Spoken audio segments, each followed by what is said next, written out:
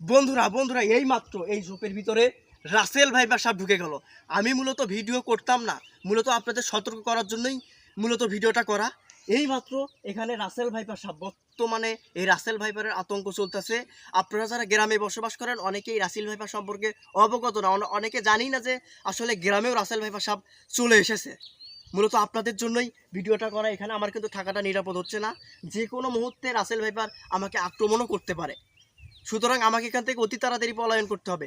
মূলত আপনাদের সতর্ক করার জন্যই জাস্ট ভিডিওটা করা। আপনাদের আমি ভিডিও স্ক্রিনে দেখাবো, ভিডিও স্ক্রিনে দিয়ে দেবো রাসেল ভাইপার সাপ কেমন। আপনারা হয়তো বা দেখতেছেন এইরকম সাপ যখন আপনারা দেখবেন, দেখার সাথে আপনারা ওখান থেকে যত দ্রুত সম্ভব পলায়ন করবেন। আমি এখানে রিস্ক নিয়ে ভিডিওটা করতেছি, কারণ যে কোনো মুহূর্তে আক্রমণ করতে পারে। মূলত আপনাদের সতর্ক করার জন্যই আমি এখানে আসছি। এখানেই আছে মূলত রাসেল ভাইপার সাপ।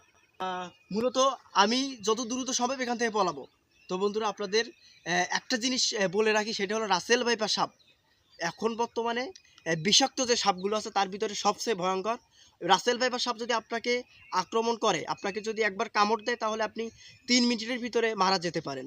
ওই জায়গাটা একদম পচন ধরবে, হাড্ডি সহকারে পচে যাবে, এমন একটা ভয়ঙ্কর সাপ।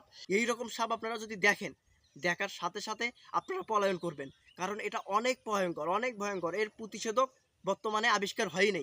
সুতরাং বুঝতেই তো পারছেন এই রাসেল ভাইপার কতটা ভয়ঙ্কর। তাই আপনি রাসেল ভাইপার সাপ দেখলে যত দ্রুত সম্ভব ওখান থেকে পলায়ন করবেন, না হলে বিপদ আছে। কারণ আপনাকে যদি একবার সবল দেয় তাহলে মৃত্যু অবধারিত।